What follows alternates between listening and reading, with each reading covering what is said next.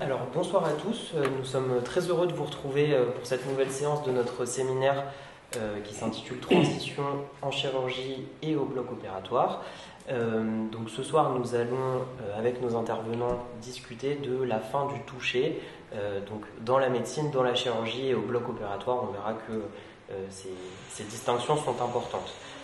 Comme le souligne Régine Berco, qui nous avait fait l'honneur d'intervenir dans une séance précédente du séminaire, les progrès de l'imagerie ont coupé court progressivement à la logique chirurgicale traditionnelle consistant à opérer pour établir ou finaliser le diagnostic, le tout participant à modifier le champ d'intervention des chirurgiens. Parallèlement, les années 80 ont marqué le début de la chirurgie mini-invasive avec le développement de la célioscopie, qui consiste donc en l'introduction d'instruments chirurgicaux et de caméras miniatures au moyen de quelques petites incisions ciblées. Si la célioscopie avait déjà contribué à modifier le rapport du chirurgien à ses sens, le robot chirurgical est responsable d'une véritable révolution des sens. Nous avions vu avec les professeurs Morel et Gaillet au cours d'une séance précédente les conséquences de l'absence de retour de force ou les modifications de la communication verbale et non verbale lors de l'utilisation d'un robot télémanipulé, type Da Vinci par exemple. La vision se substitue alors au toucher, annihilant la subjectivité tactile du chirurgien et le savoir expérientiel qui est normalement tiré de l'examen clinique. Ce soir, pour aborder la question de la fin du toucher dans la médecine, la chirurgie et au bloc opératoire, nous accueillons tout d'abord le professeur Alain Masquelet, chirurgien orthopédique, professeur émérite à Médecine Sorbonne Université, qui a notamment travaillé cette question du toucher et de la main en chirurgie, auteur par exemple d'un article intitulé « La relégation du corps à corps chirurgical ». À ses côtés, nous accueillons le professeur Jean-Michel Beignet, professeur émérite de philosophie à Sorbonne Université et ancien directeur du pôle de recherche intitulé Santé connectée et humain augmenté à l'Institut des sciences de la communication du CNRS, dont les travaux portent sur la philosophie des techniques et plus particulièrement sur les conséquences du transhumanisme, du post-humanisme, de l'intelligence artificielle ou encore de la robotique sur la société. Professeur, merci beaucoup d'avoir accepté notre invitation. Et professeur Masquelet, c'est à vous. Merci, Monsieur Cormier. Tout d'abord, j'aimerais vous remercier de votre invitation, la vôtre et puis celle de votre alter ego, Monsieur Nicolas. Et puis, deuxièmement, je tiens à dire que je suis très honoré de siéger à côté du professeur Beignet, que je connais par l'intermédiaire de ses ouvrages. Et je voulais dire autre chose aussi, à savoir que la responsabilité de ce que je vais dire repose essentiellement sur la carte blanche qui m'a été attribuée par M. Cormier. Car ce que je vais vous dire déborde assez largement le thème de cette séance qui est dédiée, donc, je lis le titre là, « Les nouvelles technologies en chirurgie signifient-elles la fin du toucher ?» En effet, je vais devant vous soutenir dans cet exposé la thèse du déclin de la chirurgie. En dépit, ni plus ni moins, en dépit des avancées ou pseudo-avancées fortement médiatisées, comme la greffe des deux bras, dont vous avez dû entendre parler à Lyon, l'insertion d'un cœur de porc, ou l'introduction de la technologie numérique au sein des blocs opératoires. Alors, en premier lieu, je vais essayer de camper le décor. Et le déclin de la chirurgie dont je m'apprête à tenir la chronique est balisé par plusieurs indices qui ont émergé au tournant du siècle et qui, rétrospectivement, annonçaient la période présente. 1979, attribution du prix Nobel de médecine à Hounsfield et Cormack pour le développement de la tomographie assistée par ordinateur, ce que nous appelons à l'heure actuelle, plus trivialement, le scanner. 2001, alors une date à retenir aussi, c'est la date de l'opération Lindbergh, dont la signification a été complètement occultée par les attentats terroristes sur les Twin Towers de New York, puisque ça s'est passé en septembre également. Notre collègue, le professeur Maresco, confortablement installé outre-Atlantique, à New York, devant une console d'ordinateur, dirigeait un robot chirurgical qui réalisait une ablation de la vésicule biliaire chez une patiente située dans le bloc opératoire d'un hôpital de Strasbourg. 2003, attribution du prix Nobel de médecine à Lauterbur et Mansfield pour la mise au point de l'imagerie par résonance magnétique, ce que nous appelons, à l'heure actuelle, IRM. Et enfin, 2005, une vieille histoire qui avait duré pendant 20 ans au moins, attribution du prix Nobel de médecine à 2 chercheurs australiens pour avoir prouvé, après bien des polémiques et des controverses, la responsabilité d'une bactérie, Helicobacter pylori, dans la genèse des ulcères gastro-duodénaux. Première leçon à tirer de ces événements, le bouleversement des pratiques chirurgicales par l'introduction des blocs opératoires de la technologie numérique, vous en avez parlé, Monsieur Cormy, et surtout, me semble-t-il, la réduction programmée du champ des indications chirurgicales. En effet, le travail de Marshall et Warren, qui sont les 2 chercheurs australiens, effaçait plus d'1 siècle de chirurgie gastro-duodénale et rendait obsolètes ces multiples innovations techniques. Et cet exemple est loin d'être isolé. Songez par exemple à la polyarthrite rhumatoïde, qui est une maladie qui dégrade les articulations, qui dans les années 80 du siècle dernier fournissait des indications en grand nombre de prothèses, d'arthrodèse, c'est-à-dire de blocage des articulations, et de synovectamie, c'est-à-dire l'ablation de la synoviale qui est responsable des dégradations articulaires. Ce que je veux dire, en un mot, c'est que les progrès incessants de la médecine, alors par le biais notamment de l'immunologie, de la génomique et de la bioingénierie, empiètent désormais très largement sur ce qui était le territoire réservé de la chirurgie. Et ce qui est en question, c'est une conception, somme toute, assez traditionnelle de la chirurgie, au sens étymologique, care ergon, le travail de la main. C'est donc plus globalement la perspective d'un retrait de la main, du toucher, nous y voilà, de la main, sinon d'une relégation qui affecte non seulement l'acte chirurgical, mais également la conduite de l'enquête diagnostique qui était jusqu'à une période récente du ressort de l'examen clinique. Car l'examen clinique est une affaire de sensorialité du médecin. C'était une affaire de sensorialité. Encore qu'on ne peut pas complètement parler à l'imparfait, car nous sommes dans une période de transition, et nous savons très bien que dans les périodes de transition, il y a chevauchement de diverses conceptions des choses. Alors, sensorialité du médecin qui a été diversement sollicitée dans l'approche du malade suivant les époques. L'observation a toujours été première, car elle procède originellement du sens de la vue. Elle est antérieure à tout discours. Elle a fondé la médecine dans la tradition hippocratique d'une description minutieuse de tous les symptômes, je n'ai pas dit les signes, les symptômes, c'est-à-dire ce que ressent le malade et ce qu'il présente, mais également d'une vision embrassant des lieux de vie qui influencent directement le déclenchement des troubles ou au contraire le maintien de l'équilibre.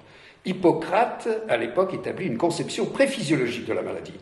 La sollicitation de tous les sens transparaît dans les conseils pour l'examen du malade, tirés de l'officine du médecin, et je cite, « Rechercher ce qui peut se voir, se toucher, s'entendre, ce qu'on peut percevoir en regardant, en touchant, en écoutant, en flairant, en goûtant et en appliquant l'intelligence, bien sûr. » Alors, la béance des corps, qui a été introduite par Vézal au XVIe siècle, a autorisé au XVIIIe siècle la découverte des lésions internes par l'inspection systématique des décès douteux.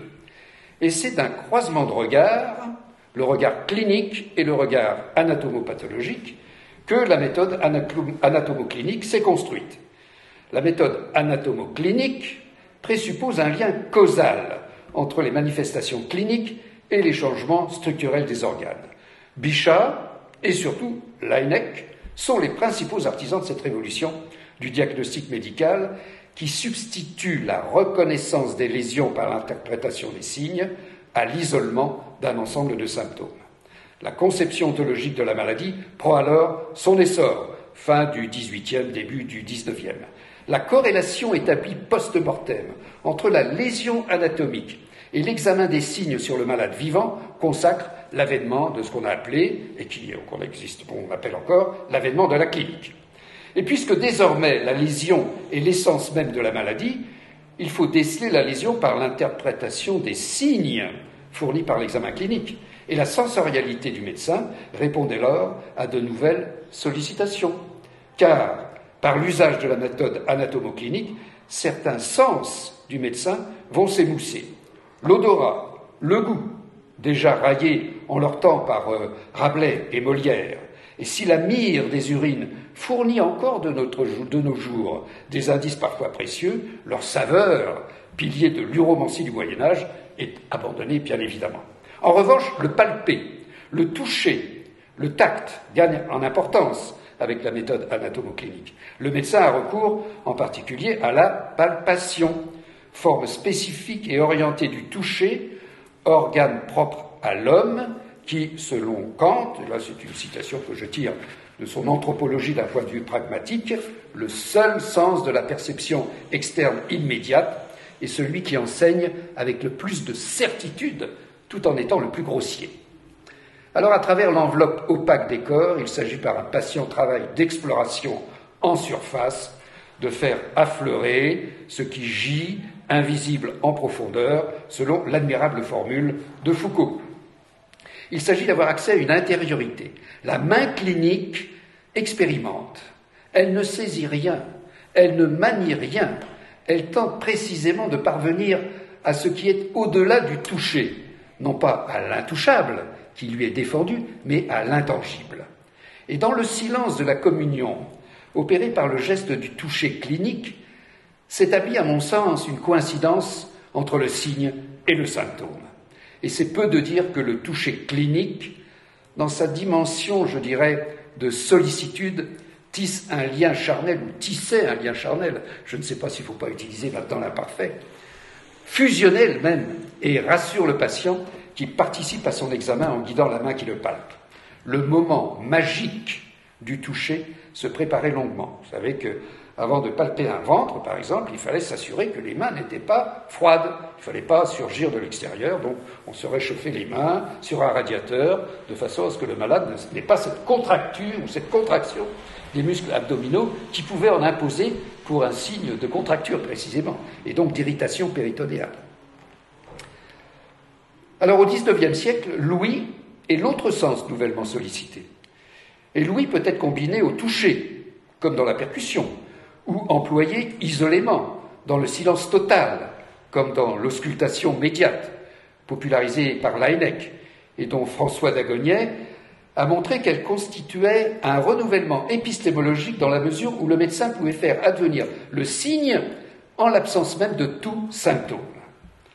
Et déjà, on peut voir dans l'invention du stéthoscope une mise à distance du malade qui ne va pas cesser de s'amplifier jusqu'à nos jours par la multiplication des examens destinés à débusquer et à identifier la lésion.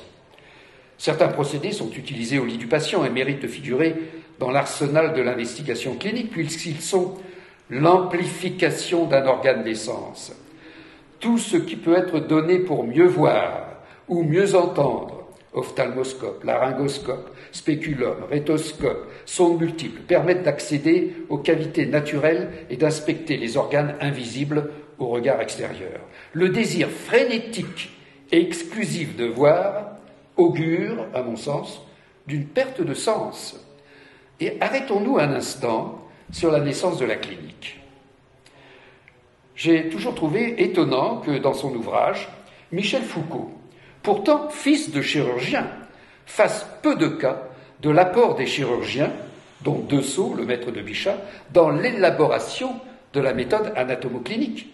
En effet, les chirurgiens ou les barbiers chirurgiens étaient habitués depuis la plus haute antiquité à explorer les plaies, à fendre les abcès, à appliquer des onguents, donc à toucher les malades, tandis que les médecins se contentaient de pratiquer l'observation à distance et de prescrire saignée et purgation.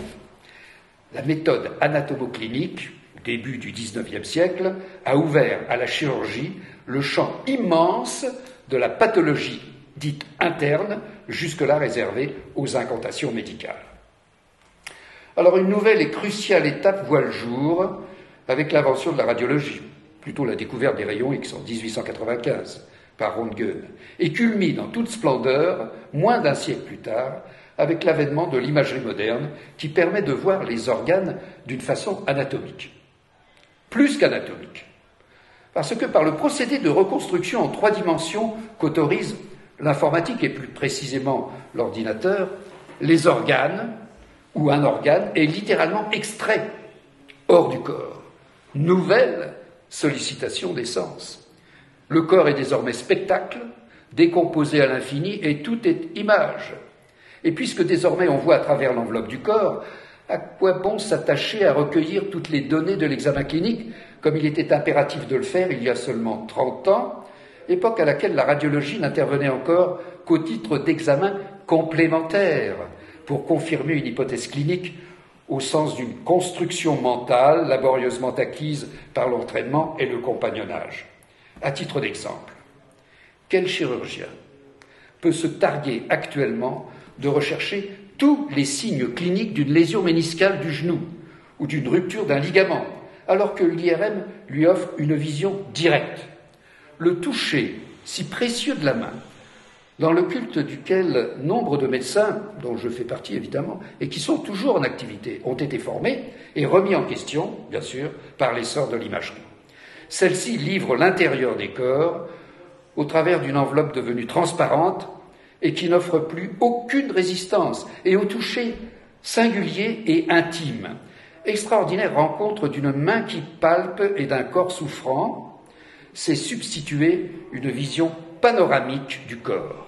J'insiste sur le mot vision, qui signifie représentation et implique une interprétation de ce qui est directement offert à la vue. On oublie trop souvent, en effet, que ce n'est pas l'organe que l'on voit, mais l'image de l'organe, et que l'interprétation de l'image requiert une éducation qui tient lieu à présent d'apprentissage clinique.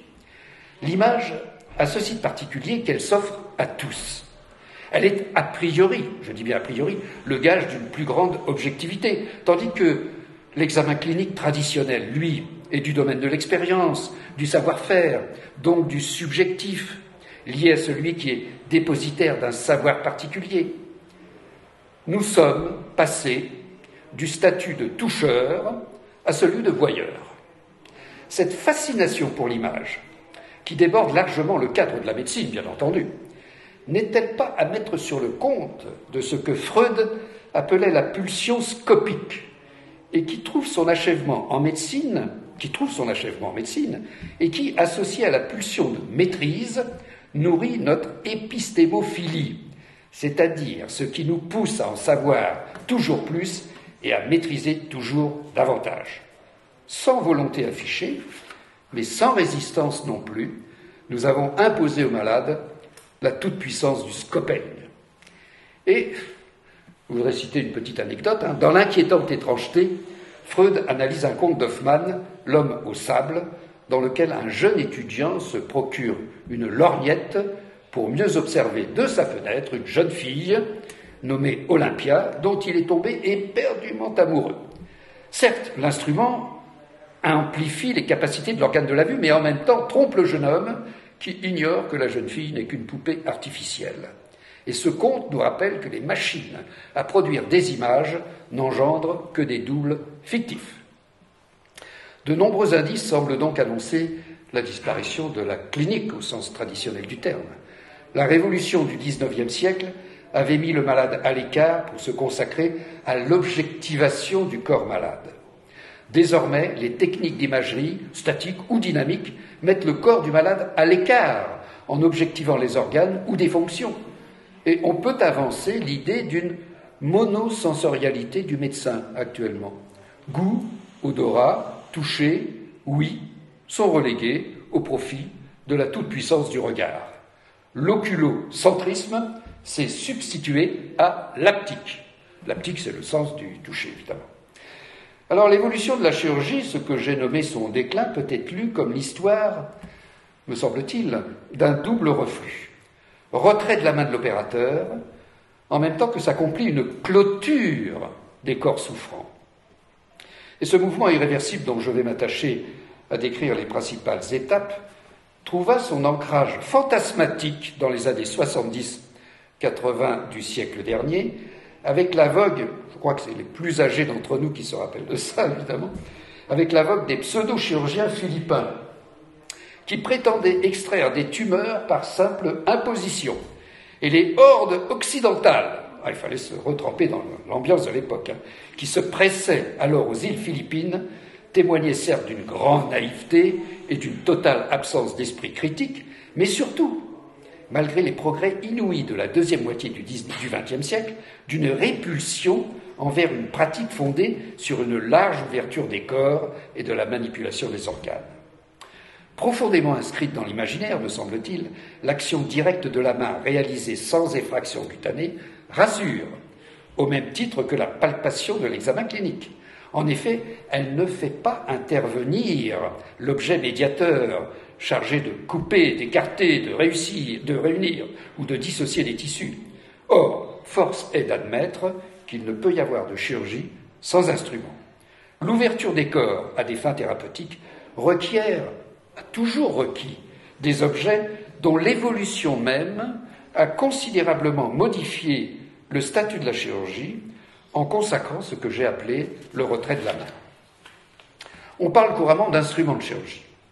Il me semble essentiel d'établir une distinction entre les divers objets que nous utilisons dans les opérations chirurgicales en fonction de leur rapport avec la main du chirurgien et le corps des patients. À ce titre, l'outil et l'instrument sont radicalement différents. Et ce qu'il conviendrait de nommer outils chirurgicaux plutôt qu'instruments est l'intensification de la fonction d'une forme donnée de la main. Le marteau, par exemple, est la transcription massive, dense et insensible du poing qui s'abat sous l'effort du manche constitué par l'avant-bras. La pince à disséquer est la projection de la pince pouce-index.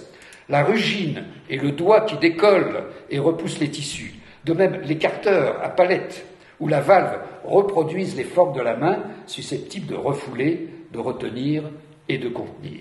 Le bistouri lui-même, sorte de couteau amélioré, plonge ses racines dans l'ongle dur et acéré de l'homme primitif, déchirant la chair de l'ennemi ou de l'animal abattu. Voilà donc quelques objets chirurgicaux qui méritent l'appellation d'outils, entendus comme forme amplifiée de la main. Et je me réfère dans cette analyse à Ernst Kapp, le grand philosophe de la technique, un peu méconnu à mon sens. L'outil est caractérisé par sa disponibilité, sa quasi-indifférence, son insertion naturelle dans un ensemble. L'outil est médiateur. C'est lui qui établit une relation de connivence entre l'opérateur chirurgien et le corps du patient, en ce sens qu'à travers l'outil, l'opérateur éprouve la résistance et la consistance des tissus. Avant l'émergence d'une nouvelle forme, l'outil est à la disposition de l'opérateur. Et à travers la main qui s'adapte à la forme de l'outil, s'établit une relation d'équivalence le temps d'une action. L'opérateur est l'outil, et l'outil est l'opérateur. C'est dire que l'opérateur chirurgical, comme l'artisan, doit prendre soin de l'outil, l'inspecter et le respecter. L'outil véritable est personnel, parfaitement adapté à l'opérateur et au but poursuivi. Il ne saurait exister de production industrielle des outils. Mais ce qui fait la grandeur de l'outil, c'est-à-dire son étroite dépendance vis-à-vis de l'opérateur, est aussi sa faiblesse. Car l'outil, qui est en quelque sorte l'esclave musclé de la main, est caractérisé par un vide théorique total. La théorie est en effet la distance incommensurable qui sépare l'outil de l'instrument. Alors que la fonction de l'outil dérive directement d'une fonction de la main, l'instrument lui a un but précis, une finalité inscrite dans un savoir. L'instrument présuppose des connaissances en amont de sa fabrication. Un instrument donné est une incarnation hic et nunc d'une théorie. Par exemple, les lunettes grossissantes, utilisées en chirurgie. Bien qu'étant une amplification d'un appareil sensoriel, l'œil, ce qui répond à la définition partielle d'un outil, sont un instrument, en ceci qu'elles impliquent la théorie physique de l'optique. Il ne viendrait à l'idée de personne de qualifier les lunettes d'outils, sans doute en raison de la complexité du montage. Et à ce stade, il est temps, me semble-t-il, d'introduire une distinction fondamentale dans la manipulation d'un outil et d'un instrument. On fait usage d'un outil, mais on utilise un instrument. La main s'adapte à l'outil et remplit la fonction à travers l'outil, tandis qu'elle dirige l'instrument, qui lui accomplit une fonction donnée. L'outil implique un apprentissage, parfois long et subtil. L'instrument est doté d'un mode d'emploi, et on pressent, à travers l'utilisation, qui est en quelque sorte la forme dégradée de l'usage, un reflux, un retrait de la main, et par conséquent l'effacement progressif du sujet agissant. Je parle du chirurgien, évidemment. Le passage de l'outil à l'instrument modifie le statut de l'opérateur et de la chirurgie, elle-même entendue comme travail de la main, le care ergon, chirurgie. Certains objets sont cependant difficiles à qualifier car ils possèdent à la fois les caractéristiques des outils et des instruments. Par exemple, le dermatome manuel. Alors un dermatome, c'est un instrument, une espèce de rasoir assez sophistiqué, qui est tenu par un manche et qui sert à prélever des greffes de peau mince pour pouvoir appliquer, par exemple, sur des brûlures. Eh bien, le dermatome manuel, par exemple, est un outil, dans la mesure où il implique un apprentissage et un rapport au tissu.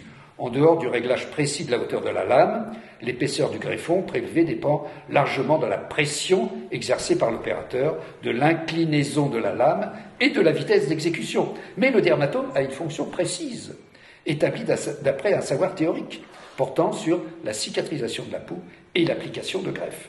Le dermatome est donc dépositaire d'un savoir théorique. Ce n'est pas un outil, c'est un instrument. Et l'exemple du dermatome permet d'affiner l'analyse en cherchant à caractériser le dermatome électrique. Vous savez, il y a des dermatomes qui sont comme des machines à tondre le gazon, là, qu'on promène sur la peau, et qui permettent de prélever des greffes de peau. Alors, le dermatome électrique reste mu par la main qui le dirige, l'oriente et lui imprime son allure. Je parle du dermatome. Mais le dermatome électrique, lui, se meut tout seul. La main est présente pour le guider, non pour lui imprimer sa motricité.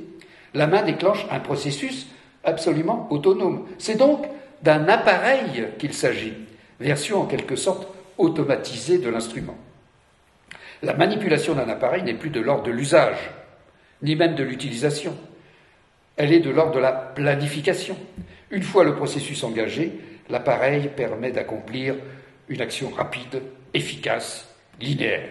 Mais l'erreur de planification ne pardonne pas. En revanche, l'outil, par son travail progressif, adapté, négocie les tissus et permet à chaque avancée de corriger un trajet déviant par rapport au but final. L'usage de l'outil implique un effort d'orientation permanent. Alors on conçoit les avantages et les inconvénients de l'un et de l'autre. L'appareil élimine un peu plus la subjectivité du sujet. L'universalisme de l'instrument et de l'appareil s'oppose au particularisme de l'outil. La main possède la totale maîtrise de l'outil, elle oriente ou guide l'instrument, elle déclenche l'appareil. Le rapport à la consistance des tissus, que vous avez évoqué tout à l'heure dans votre rappel de la précédente séance, que transmet fidèlement l'outil, s'efface peu à peu pour disparaître avec la manipulation de l'appareil. Et le stade ultime auquel nous sommes déjà confrontés est le dispositif, au sens où l'entend d'ailleurs le philosophe italien Giorgio Agamben, et qui cite, je le cite, « Tout ce qui, d'une manière ou d'une autre, a la capacité d'orienter, de déterminer, d'intercepter, de modeler, de contrôler et d'assurer les gestes, les conduites, les opinions et les discours des êtres vivants. » Fermez les guillemets. La technologie numérique au sein des blocs opératoires est un dispositif, pas un appareil. Au même titre que le téléphone portable, la télévision ou l'automobile, dispositif qui ne se trouve pas face aux soignants comme un simple objet de facilitation instrumentale. En effet, me semble-t-il, les dispositifs techniques transforment nos personnalités et modèlent nos cerveaux. Alors on peut voir dans ces différentes étapes une fabrication des formes qui passe insensiblement de l'artisanat à la production industrielle. L'outil, l'instrument, l'appareil, le dispositif. La production industrielle est particulièrement à l'œuvre dans la fabrication du matériel chirurgical, défini comme l'ensemble des procédés objets qui permettent de fixer une configuration rendue possible par les appareils et les dispositifs. La standardisation, l'uniformisation régissent la production du matériel et participent également au dépassement du stade artisanal. L'usage unique, qui implique l'absence de soin de l'objet, accentue encore cette tendance. Et je dois dire que j'ai vécu cela tout au long de ma formation et plus tard, les métamorphoses successives de la médiation entre la main du chirurgien et le corps des patients ont transformé la chirurgie. De la techné au sens grec du terme, qui désigne l'art en général, pas au sens esthétique bien entendu, et la capacité de s'orienter dans un domaine inconnu, de construire des formes et partant de donner du sens, la chirurgie est passée au rang de technique conçue comme moyen au service de fins immédiates. La continuité secrète entre cerveau, main, outils et matériaux, le tissu vivant en l'occurrence, est rompue. En témoigne la dégradation du statut des outils qui demeure néanmoins indispensable encore à l'époque actuelle. Ainsi, le bistouri, qui incise et ouvre le corps, existait-il il y a une cinquantaine d'années sous forme d'un scalpel, forgé d'une seule pièce, régulièrement affûté. Chaque chirurgien avait son bistouri à la mesure de sa main pour tirer le meilleur parti de l'inertie de l'outil et de sa gravité dans les dissections fines. Puis vint le stade de la lame amovible. Le manche en métal de l'objet conservait encore des propriétés physiques qui lui conféraient le statut d'outil. L'époque est actuellement au bistouri jetable, aux manches de plastique. La production industrielle en a fait un objet de masse, un objet de consommation immédiate, et l'absence surtout de propriétés physiques, poids, équilibre, inertie, volume, en font un objet diaphane qui occulte la relation entre la main et les tissus. On pourra également remarquer que dans les blocs chirurgicaux modernes, les soins apportés aux outils, ça c'est un témoignage, sont d'une qualité médiocre. C'est tous les jours que l'on voit des ciseaux qui ne sont pas affûtés. Comme si le stade trivial de l'outil était dépassé, face au règne de l'appareil et à présent du dispositif. Mais il y a, nous semble-t-il, conséquences plus graves. La perte d'intérêt pour les outils se paye d'une indifférence à l'égard des tissus, alors que le chirurgien, comme l'artisan, me semble-t-il, doit répondre aux matériaux avec lesquels il entre en résonance. Il fut un temps où la chirurgie était un métier où ce qui comptait n'était pas seulement la manipulation de l'outil, mais la relation au tissu, encore une fois. La chirurgie est en passe de devenir une production, car dans la planification du matériel, dans le déclenchement d'un appareil, dans la mise en œuvre du dispositif, où se trouve le rapport à la forme et à la consistance du tissu, rapport d'où émerge le meilleur de ce que le vivant peut donner. Alors, la chirurgie dite traditionnelle restait fondée sur une large exposition des lésions. On aurait tort de croire cependant que la large ouverture des corps, qui existe encore actuellement, permet de mieux voir. Non, parce que le corps n'est pas un organe creux. Sitôt la peau franchie, l'obstacle des viscères ou des muscles se révèle au regard et glisse sur une surface à nouveau impénétrable. En réalité, il s'agit plus de sentir et de toucher que de voir, et d'établir en quelque sorte un lien organique entre la main-esprit et le siège de la lésion, de chercher dans l'obscurité des formes, le clivage selon le plan anatomique, la pulsatilité de l'artère camouflée ou le fragment fracturaire en position postérieure, donc invisible, d'exploiter par un entraînement permanent cet organe propre à l'homme qui est le tact, comme le disait Kant. La large ouverture chirurgicale permet juste la plongée de la main, parfois prolongée par un outil qui n'en est que l'amplification, pour confirmer dans un premier temps ce qui était pressenti par l'examen clinique. L'objectif n'est plus de faire affleurer en surface ce qui gît invisible en profondeur, bien entendu, par une palpation au travers de l'enveloppe, mais de toucher ce qui demeure encore invisible et d'en faire le tour au doigt ou à la main afin de se faire une idée de sa forme et, selon les cas, de l'extraire ou de le réparer. On comprend dès lors, a posteriori, que la grande incision de la chirurgie traditionnelle puisait une grande partie de sa justification dans l'insuffisance de discernement clinique préopératoire et dans la limitation des investigations d'imagerie. Autrement dit, la clôture du corps qui caractérise la chirurgie moderne ou ultramoderne va de pair avec le développement extraordinaire de l'imagerie, qui permet désormais de voir, sinon la lésion, du moins sa représentation sous tous ses aspects. La cible est pour ainsi dire parfaitement identifiée et localisée avant d'intervenir. Je vais presque finir, monsieur. Alors, l'importance du tact dans la pratique chirurgicale, c'est une petite anecdote traditionnelle, est bien illustrée dans les deux textes suivants. Le premier, écrit par Ambroise Paré, relate le traitement d'une fracture ouverte de jambe dont l'illustre chirurgien avait été victime à l'âge de 56 ans. Fracture ouverte, Et il enjoint dans ses mémoires à son ami Richard Hubert, chirurgien ordinaire de Roy, de procéder comme s'il était un blessé anonyme. Entre guillemets, je l'admonestais de tirer fort sur le pied en figure droite et que si la plaie n'était pas suffisante, l'agrandir avec un rasoir pour remettre plus aisément les os en leur position naturelle, et qu'il rechercha diligemment la plaie avec les doigts plutôt qu'avec un instrument, car le sentiment du tact est plus certain que nul autre instrument, pour ôter les fragments et les pièces des os qui pouvaient être séparées du tout. Fin de citation d'Ambroise Paré. Sublime. Le second texte s'inscrit dans une période qui a été marquée par la controverse entre chirurgie antiseptique et chirurgie aseptique. Il est certain que la généralisation de l'asepsie opératoire, à partir des travaux de Pasteur, a fortement contribué déjà à la mise à distance de la main des chirurgiens, parce que le tact cessait d'être immédiat dès l'introduction des gants de caoutchouc par Alstedt aux USA en 1889 et Chaput en France en 1901. Mais, dans son traité de chirurgie de guerre, paru en 1888, Henri Delorme écrit, qui était un chirurgien militaire, je cite, juste avant la guerre de 14, bien sûr, « De tous les instruments explorateurs des plaies, le doigt est le plus sûr. Il révèle au chirurgien la présence d'une tumeur, d'un corps solide, dans un lieu où il n'existe pas normalement. L'éducation du doigt peut rendre le toucher assez parfait pour permettre de reconnaître non seulement l'espèce du corps rencontré, projectile, fragment osseux, mais même sa nature, fer, plomb. Les auteurs recommandent de se servir de l'index, dont la sensibilité est plus développée que celle des autres doigts. Et ça s'explique par la physiologie, parce que c'est celui qui a une sensibilité spécifique due au nerf médian. Ça, c'est un aparté.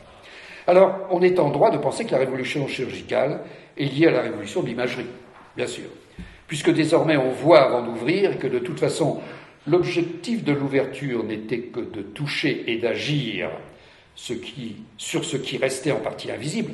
Quel intérêt à poursuivre cette invasion des corps dont, il faut bien le reconnaître, on payait un certain prix, et c'est pas sûr encore, au terme de douleurs, d'infections et de séquelles cicatricielles. Parce que parallèlement à l'introduction des méthodes actuelles, mini-invasives disons, la chirurgie traditionnelle a fait aussi de gros progrès, ne serait-ce que par la reconnaissance des nerfs sensitifs, enfin, etc. Et je dois dire qu'on peut faire maintenant de grandes incisions sans qu'il y ait des douleurs ou des séquelles importantes. Alors de là est née la notion de chirurgie mini-invasive, en réaction à ce qu'il faut considérer comme une intrusion violente dans le corps humain. Introduite par une courte incision cutanée, la caméra de la chirurgie vidéo-assistée permet de voir l'intérieur en s'insinuant à travers les organes et en jouant des effets de zooming et de panoramique. Mais le chirurgien regarde désormais l'écran. L'opération se fait par l'intermédiaire de longs instruments mis en place par une autre mini-incision. J'insiste sur le mot instrument. L'objet utilisé est conçu pour une fonction qui lui est propre. Au toucher direct de la main, c'est substituer la palpation médiate par l'instrument. La vision est le seul sens, désormais, qui relie l'opérateur au patient, ou plus précisément à la représentation en 2 ou 3 dimensions qui s'affichent sur l'écran. Voilà bien en définitive ce qui constitue la révolution chirurgicale des 20 dernières années, qui est une révolution des sens. Au tact, au toucher, c'est substituer la vision. Le tact, ressort intime et ultime de la relation du chirurgien au corps du patient, ne pouvait être partagé. Il s'acquérait au terme d'un long parcours d'expérience solitaire, tout en intuition non quantifiable. La vision, elle, s'offre à tous dans une objectivité qui efface un peu plus le sujet.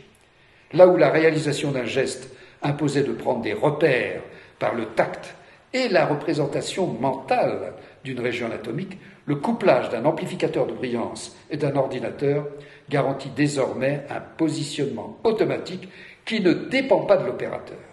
La navigation, puisque tel est son nom, délivre une cartographie prédestinée du corps à laquelle le chirurgien n'a plus la redoutable tâche de s'orienter, tout comme le randonneur se fie à présent au Global Positioning System, le GPS. Le retrait de la main et donc du sujet s'achève en toute splendeur lorsqu'on franchit la dernière étape pour aboutir à la téléchirurgie, l'expérience de Maresco, rendue possible par la robotisation assistée par un ordinateur. Le robot chirurgien, mis en œuvre notamment en chirurgie cardiaque et en chirurgie viscérale, est en passe de réaliser le rêve de la pensée calculante, à savoir l'éradication totale de la subjectivité ressentie comme incertitude de la prise de décision et du résultat de l'action. La mécanisation de l'acte opératoire a un effet rassurant sur la foule des patients potentiels.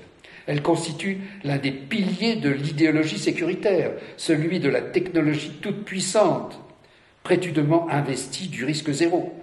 Le chirurgien traditionnel, armé de son bistouri et de sa pince et disséqué, ses outils, apparaît déjà comme une créature préhistorique, hésitante et malhabile face à l'univers des circuits qui envahissent les blocs opératoires. Et la chronique de la mort annoncée de la chirurgie se traduit dans la nouvelle sémantique, actuellement en vogue chez les décideurs médico-administratifs.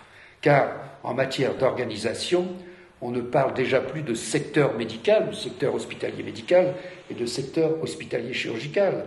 Distinction qui a structuré l'activité soignante pendant des siècles.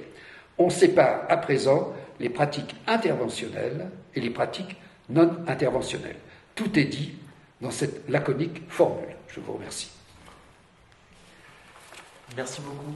Merci pour cet exposé très riche, très intéressant et plein d'humour. Professeur Beignet, je vous en prie. Écoutez, je commencerai par dire que j'ai trouvé l'exposé de M. Basquelet absolument remarquable. Merci. Remarquable. Parce que ça me flatte. Non, mais je vous assure, parce que c'est la première fois sans doute que j'entends avec autant de talent articuler la dimension historique, diachronique, avec la description de l'ici maintenant, aujourd'hui. Votre description de l'opposition entre l'outil et l'instrument est vraiment très profonde. Vous aurez pu évoquer le roi Rouen qui a associé considérablement son nom à cette réflexion sur l'outil qui prolonge la main et l'instrument qui interpose la théorie entre la main et l'objet. Donc, c'est Bachelard, avec son concept phénoménotechnique, est également très très suggestif. Et puis le tact. Enfin, j'ai beaucoup aimé vous entendre parler du tact chez Ambroise Paré. Moi, je songeais à un autre grand, immense philosophe, autre que Kant, qui a utilisé beaucoup la notion de tact, c'est Schopenhauer et Goethe, s'inspirant de Goethe et posant la question éthique fondamentale de savoir comment construire la bonne distance entre les individus. Et le tact désigne justement cette bonne distance, cette accommodation qu'on peut opérer dans l'espace intersubjectif. Et là, je dirais que l'utilisation que Schopenhauer, Goethe ou Thomas Mann également font de la notion de tact enregistre déjà le retrait du toucher, puisque le tact que vous évoquiez supposait le doigt, et le tact qu'évoquait Goethe, théoricien de la vision par ailleurs, avalisait le fait qu'il y a un tact qui ne passe pas par les touchés, mais par la vision, précisément par la vue. Enfin bon, je pourrais être beaucoup plus bavard sur votre propos qui vraiment est très, très, très, très suggestif et prospectif. Par rapport à vous, je vais rester dans des généralités que on impute en général à ceux qui font métier de philosophie. Là, on avait un exposé à la fois philosophique et puis parlant vraiment du terrain. Et là, c'est un privilège que je ne peux pas vous disputer. Moi, je vais situer ma réflexion dans un contexte très global qui est celui que l'on qualifie souvent par le développement d'une médecine sans corps, comme disait Didier Sicard dans un ouvrage, et par les promesses de ce bloc opératoire augmenté auquel Nicolas et Clément m'ont convié de réfléchir. Cette réflexion, elle se situe dans un contexte encore plus général du questionnement contemporain sur les limites, sur les frontières, sur la définition de l'humain. Donc il n'est que écho de ce questionnement, hein, et donc il est naturel que les chirurgiens trouvent à le faire résonner pour eux-mêmes. Il y a quelques années, j'avais été invité par des radiologues aussi qui se posaient à peu près la question de savoir si leur discipline n'était pas amenée à disparaître, hein, du fait de l'intervention des machines. Bon, globalement, dans le contexte culturel qui est le nôtre, on parle beaucoup de mutation anthropologique, hein, pour dire le bouleversement dans les repères, par exemple l'accélération des innovations qui nous éloignent des réalités que nous appréhendions jusqu'à présent essentiellement par les sens.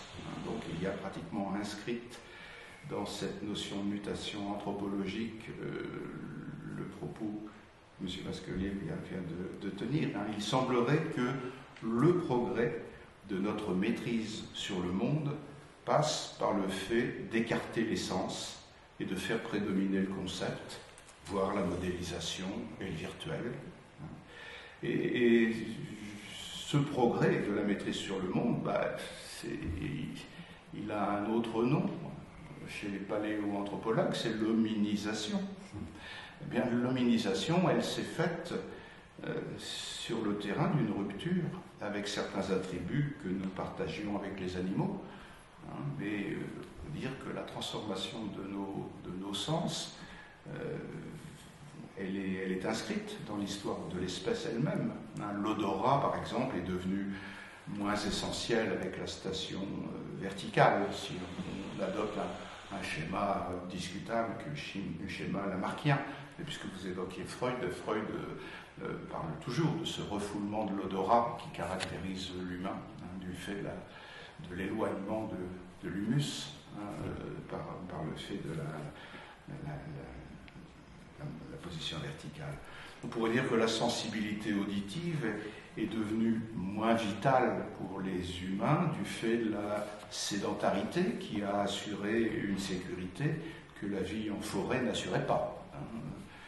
Du temps où nous vivions tous les dangers de la forêt, l'audition était tout à fait capitale, a été sans doute un avantage sélectif.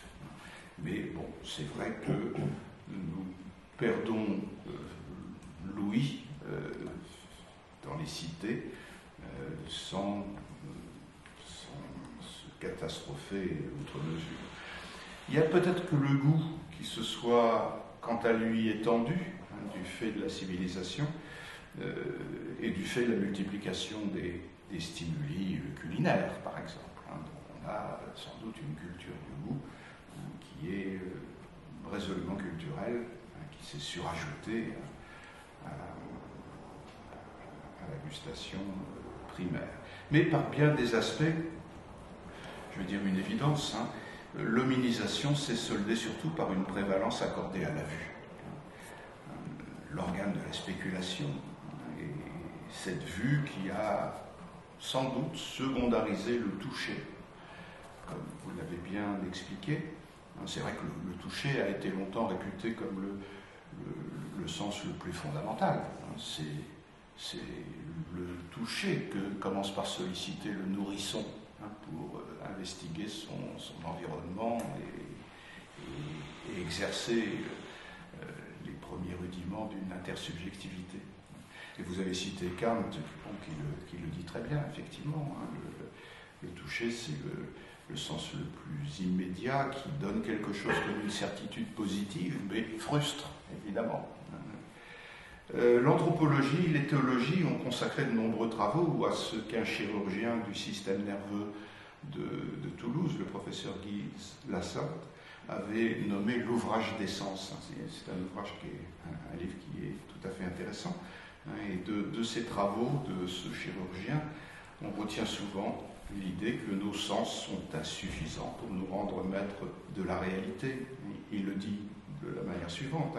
Nous touchons les choses et les êtres qui nous entourent, Ils nous paraissent solides, et pourtant nous savons qu'ils sont faits de corpuscules porteurs d'énergie qui s'agitent dans un immense vide.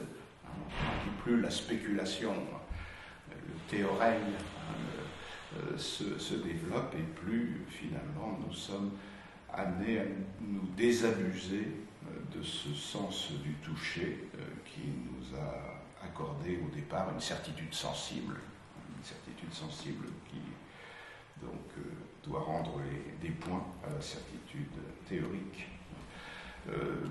La conclusion qu'on tire souvent de ce genre d'observation revient à considérer la pensée comme pouvant et même devant rectifier et supplanter les sens. C'est toute la problématique de Bachelard. La formation de l'esprit scientifique passe par la rupture avec non seulement l'opinion, mais avec la sensorialité première. C'est tout un programme chez Bachelard, cette épistémologie,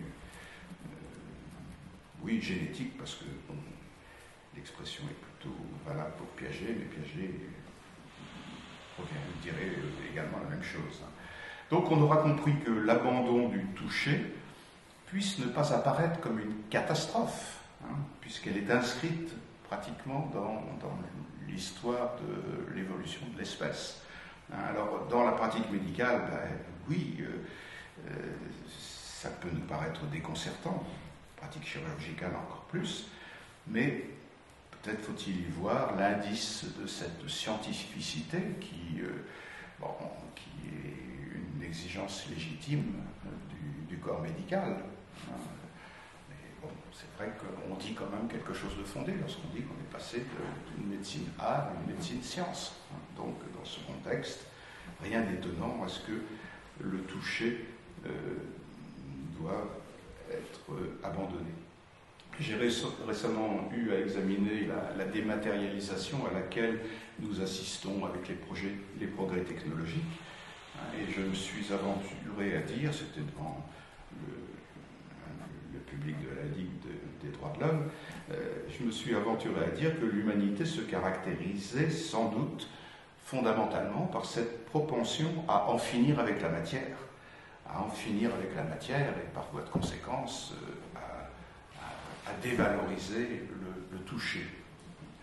Je ne reviendrai pas sur ces considérations, mais l'obsession d'en finir avec la matière est constante dans la culture philosophico-humaniste de l'Occident, et elle est inscrite même dans l'évolution des savoirs.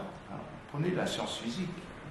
La science physique a d'abord été la science du solide, elle est devenue la science de l'énergie, avec la thermodynamique notamment, et elle est aujourd'hui la science de l'information. On voit bien ces étapes de la dématérialisation qui scandent le progrès des savoirs. La matière, qu'est-ce que c'est ? C'est ce qui délimite spatio-temporellement les objets, c'est ce qui définit les identités les unes par rapport aux autres. La matière, c'est ce qui freine les mouvements, c'est ce qui départage les espaces. Bon, avec la microphysique, avec les nanosciences, avec la biologie de synthèse, eh bien, la matière est comme dissoute, et on est amené à découvrir même une indistinction entre la vie et l'inanimé, à l'échelle du 1 milliardième de mètre où travaillent les nanotechnologies. Un de mes jeunes collègues, Xavier Guchet, a écrit une philosophie des nanotechnologies dans laquelle il dit ceci: nous ne nous libérons pas de la matière, nous nous enfonçons en elle toujours plus loin, nous nous couplons à la matière et à ses processus à des échelles inaccessibles jusqu'à tout récemment. Nous pouvons manipuler des molécules, des atomes un à un, nous pouvons même provoquer et observer le transfert d'un électron unique à travers une molécule unique. Bon, donc il ne s'agit pas à proprement parler d'une élimination de la matière, mais bien de cette espèce d'invasion qui se solde par une perte de repères, par une désidentification des objets, qui alimente ce discours de la fluidification auxquelles on associe très fréquemment les technologies contemporaines. Aujourd'hui, du point de vue des représentations mentales, en tout cas qu'on peut s'en faire, affronter la matière, s'enfoncer dans le corps, pour reprendre l'expression s'enfoncer dans la matière, c'est consentir à un monde liquide où tout circule sans résistance, où l'enfermement dans une identité n'est plus permis, où la vitesse devient illimitée, où l'ubiquité devient une réalité, bref, où la liberté est réalisée. Alors là, évidemment, je tiens un propos trivial, comme le font quelquefois les sociologues, qui parlent de cette espèce d'avènement de la liquidité comme valeur dominante chez nos contemporains. Donc c'est le monde technologisé qui se donne pour objectif le multivers ou le métavers, comme on dit aujourd'hui, écosystème illimité et immersif, monde de la transparence, où les échanges se font de manière immédiate, où le partage intérieur-extérieur, privé-public devient obsolète, où les oppositions de genre sont dépassées, où tout devient possible, fût-ce sur le mode virtuel appelé à remplacer le réel. Bon, c'est la description de plus en plus fréquente de notre environnement. Alors, dans ce contexte, la prévalence de la vue sur les autres sens est évidemment le symptôme de cette obsession dématérialisante. C'est intéressant pour un philosophe ou un historien de la philosophie de constater qu'il y a quelque chose qui consonne avec ce que la métaphysique décrit depuis toujours. Heidegger, par exemple, considérait que la métaphysique avait, avec Platon, avec l'eidos, l'essence, avait fait prévaloir la vue durablement comme accès à ce qui aurait dû être l'être, mais Heidegger disait non, la métaphysique passe à côté de l'être, la véritable question de l'être ne se donne pas dans le voir, elle requiert l'écoute, disait-il. C'est la réhabilitation de l'audition chez Heidegger qui pouvait servir la cause de la philosophie ou de la pensée en tout cas.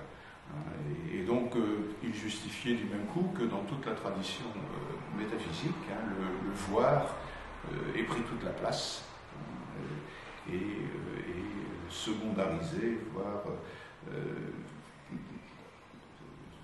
licencié, écarter le toucher. Mais c'est vrai que dans la littérature philosophique, on ne voit pas beaucoup de textes concernant le toucher, sinon sous l'angle de la caresse. Chez Jean-Paul Sartre, chez Lévinas, chez un certain nombre de philosophes phénoménologues, on s'intéresse beaucoup à la caresse qui est caractérisée par le touchant touché. On est touché par la caresse. Et il n'y a pas très longtemps, eu l'occasion de déjeuner avec un ami qui est neurophysiologiste et qui me disait que on avait découvert dans le toucher des capteurs qui étaient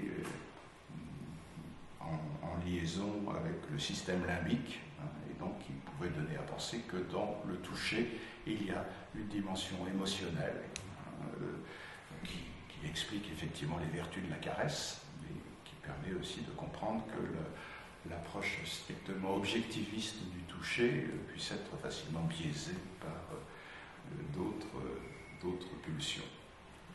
Merleau-Ponty est un philosophe qui a beaucoup écrit malgré tout sur les sens, notamment dans sa phénoménologie de la perception, où il dit ceci: chaque organe des sens interroge l'objet à sa manière et l'agent d'un certain type de synthèse. Le toucher nous fait faire l'expérience de la spatialité comme saisie de coexistence. C'est ce qui nous permet, le toucher, de mettre en configuration des éléments différents, et de rendre possible ces coexistences. Et je trouve intéressant de mettre en perspective ce rappel du fondement de cette phénoménologie du toucher avec ce que les nanotechnologies nous enseignent. On doit concevoir que le microscope électronique ne nous donne évidemment pas à voir l'objet. Au niveau du nanomètre, on ne voit rien. Le microscope électronique, si j'ai bien compris son fonctionnement, il recourt à quelque chose comme le toucher, puisque ce qu'on appréhende avec ce microscope, c'est les reliefs. Donc les atomes se donnent sous forme de relief. Donc là, il y a une espèce de revanche du toucher, dès lors qu'on est obligé de travailler à micro-échelle. Bon, reste que le toucher n'est pas le voir, même si ce microscope électronique qui touche plus qu'il ne voit, n'empêche pas que le toucher et le voir restent différents et que le champ tactile n'a pas l'ampleur du champ visuel, ce qui signale sa moindre efficacité pragmatique, et la raison pour laquelle, encore une fois, la vue n'est pas prête d'être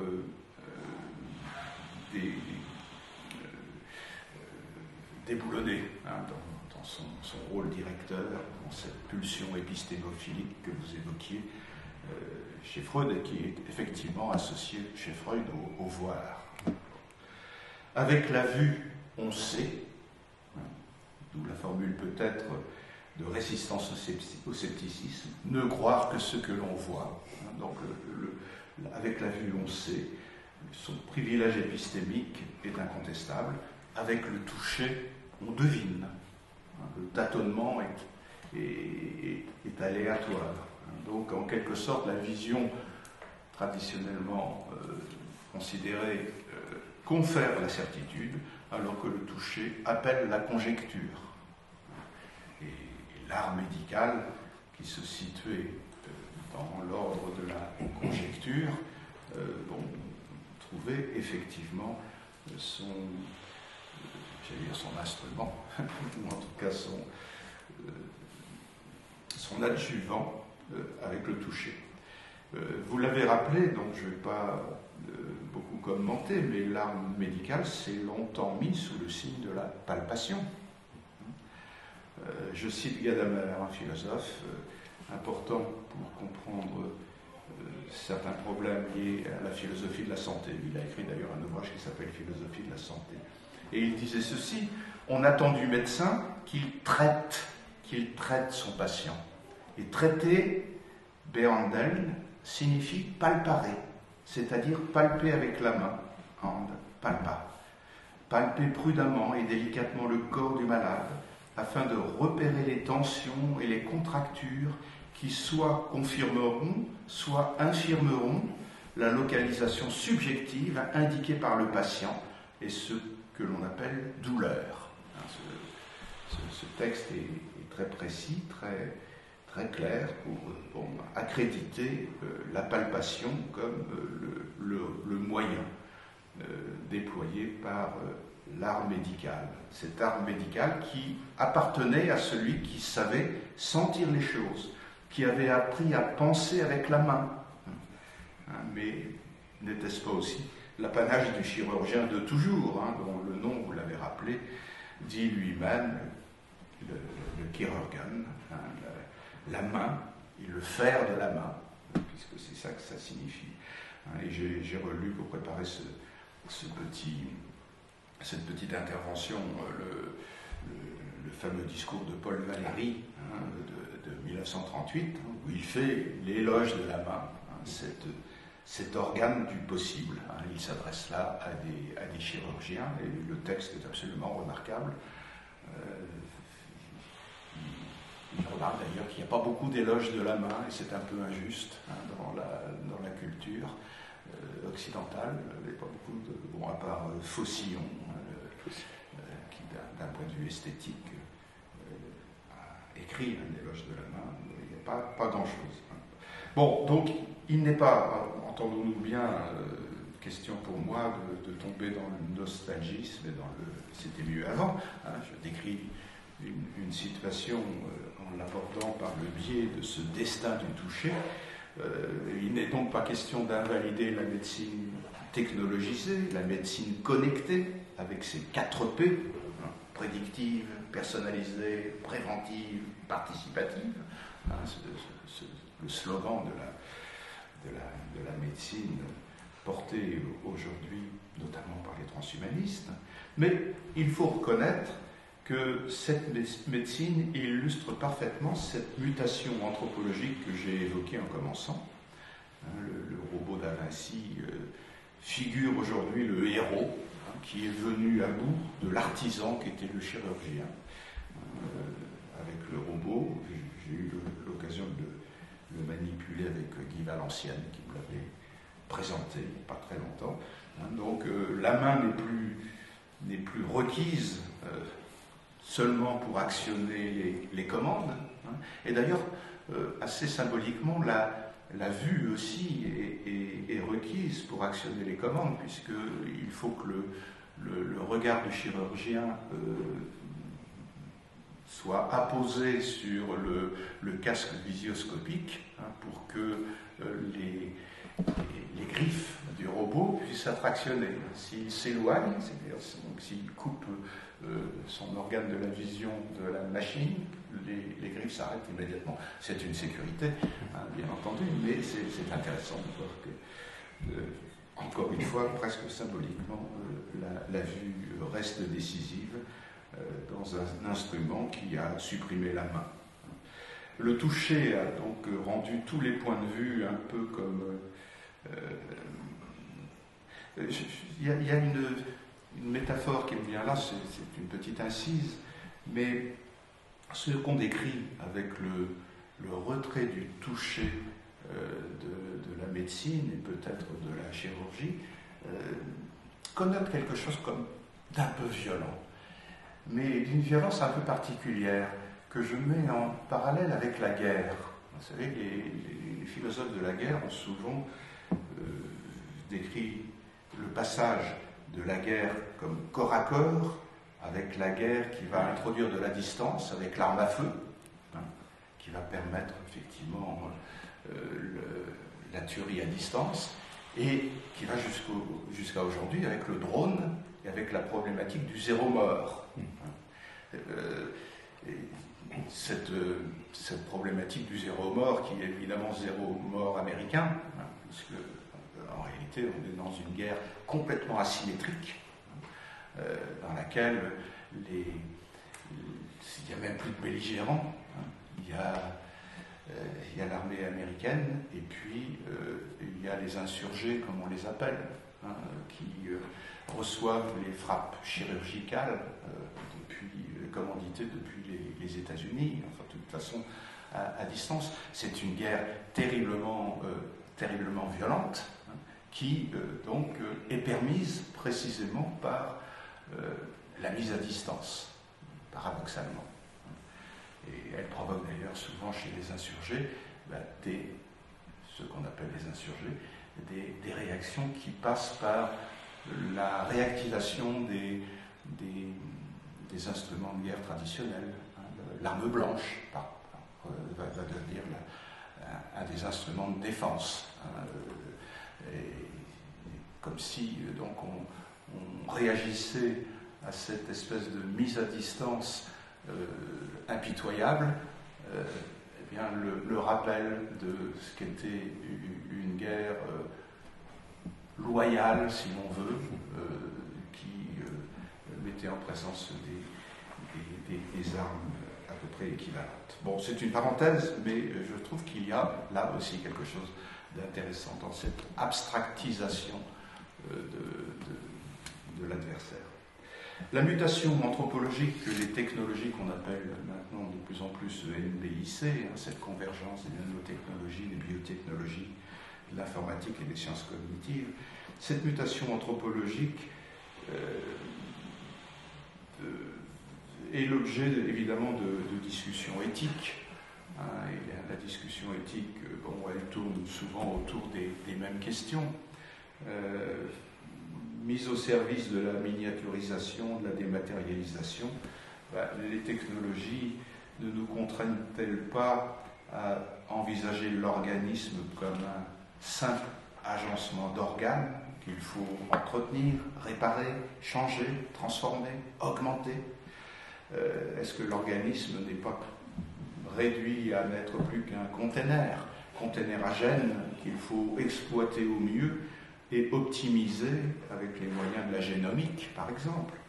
Est-ce qu'on n'est pas en train aujourd'hui de nous transformer nous-mêmes en support de data qu'il faut collecter, qu'il faut corréler aux fins d'ajuster des offres de consommation censées satisfaire les idéaux de bien-être auxquels est associée la santé? Donc toutes ces questions sont devenues banales, mais elles n'en sont pas moins en suspens.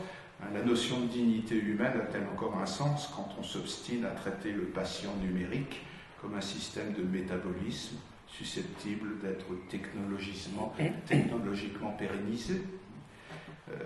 Je poserai également une question qui fera un peu écho à un passage de votre conférence.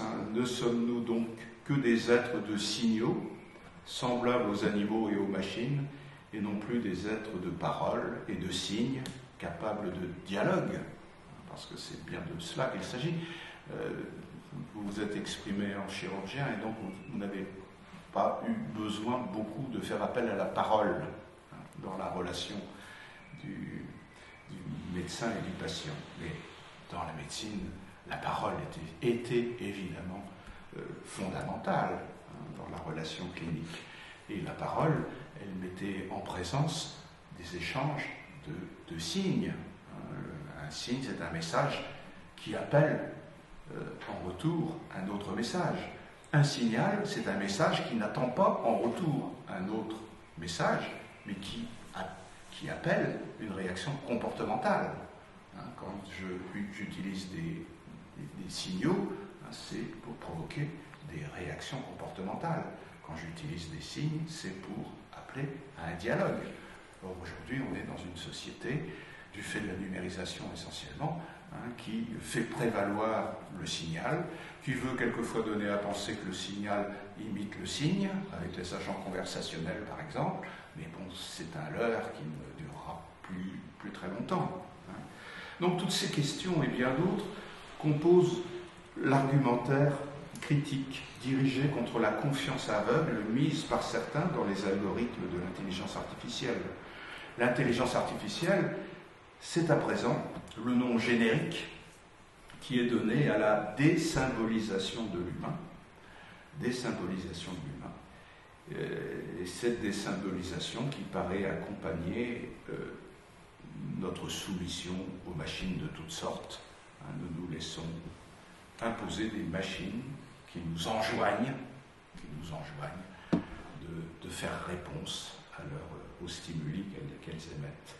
Donc, l'intelligence artificielle, elle est presque naturellement présentée comme inéluctable. Tous les supporters de l'intelligence artificielle n'ont qu'un mot. Il faut rentrer, il faut prendre le train en marche avant d'être débordé. Mais il n'empêche que philosophiquement, on puisse présenter aussi l'intelligence artificielle comme la 4e blessure narcissique de l'humanité. Les 3 premières, c'est Freud qui utilise cette métaphore. L'humanité, elle ne cesse d'être désabusée sur elle-même. Nous nous sommes crus les rois de la création, enfin la Terre comme centre de l'univers. Copernic nous a désabusés, nous pensions être les rois de la création, Darwin nous a désabusés, nous pensions être des êtres dont la conscience pouvait assurer la maîtrise sur le monde. Freud nous a dit que nous étions habités par de l'inconscient. Et bien, on pourrait dire qu'aujourd'hui, Wiener est à l'origine de la blessure narcissique qui consiste à nous révéler que la machine peut faire beaucoup mieux que nous. Depuis ce point de vue éthique, puis-je m'aventurer à parler à des médecins, à proprement parler. Que dire de ces médecins qui ne sont plus attendus sur le terrain de l'auscultation, de la palpation, de l'investigation clinique et de la relation dialoguée? Que dire de ces médecins qui cherchent moins à identifier la cause d'un symptôme que d'établir la corrélation des données individuelles avec celles de cohortes de patients? C'est un thème aussi qui est devenu trivial, de voir comment la causalité est supplantée par la corrélation aujourd'hui.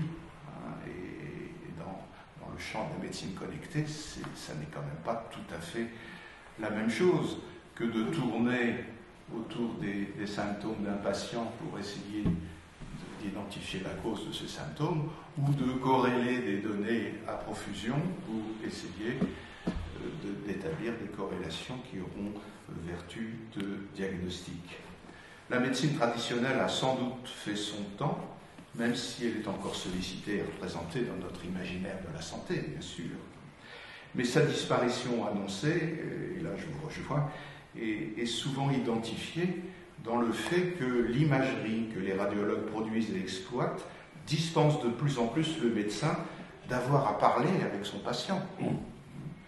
L'évidence supposée du voir évacue l'information du toucher et de l'écouter de la souffrance. La formulation des mots du malheur, comme disait Odile Marcel, cette formulation des mots du malheur n'a plus de sens, ou a de moins en moins de sens, du fait de cette technologisation de la médecine. La distance physique avec le patient apparaît désormais comme fonctionnellement inévitable et pragmatiquement souhaitable. Je travaille dans une équipe du CNRS avec des pneumologues qui sont impliqués dans l'apnée du sommeil, et je suis absolument sidéré de voir combien on illustre dans ce champ-là les bénéfices de la distance physique. Les gens qu'on traite pour l'apnée du sommeil donc, sont équipés de dispositifs qui sont gérés par des fournisseurs. Et l'intermédiation entre le médecin et le patient est de plus en plus abstraite et de moins en moins fréquente, et la plupart des pneumologues se réjouissent bien de ne plus avoir affaire à leurs patients et de se borner à recevoir les listings comportant les résultats d'enregistrement mécanique du sommeil.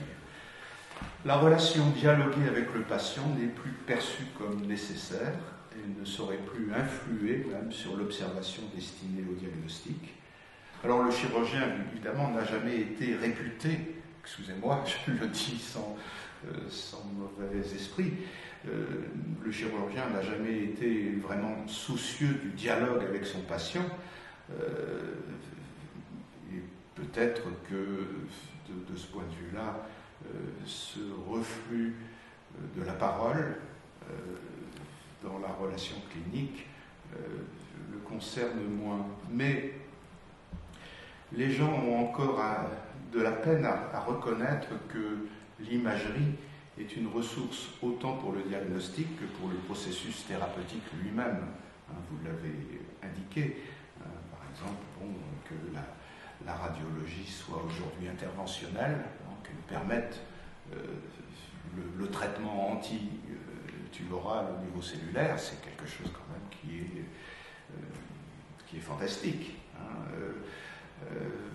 et qui est au bénéfice évidemment de ce qu'on appelle globalement les algorithmes et l'intelligence artificielle, puisque l'imagerie en est le bénéficiaire, voire le produit. Je rappelle que Cédric Villani, j'ai bientôt fini aussi, monsieur.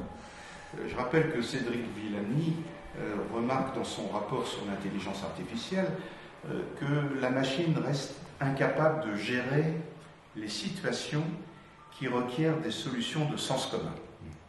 Et je trouve intéressant qu'il ait pu faire cette concession, malgré la nature un peu scientiste encore de son rapport.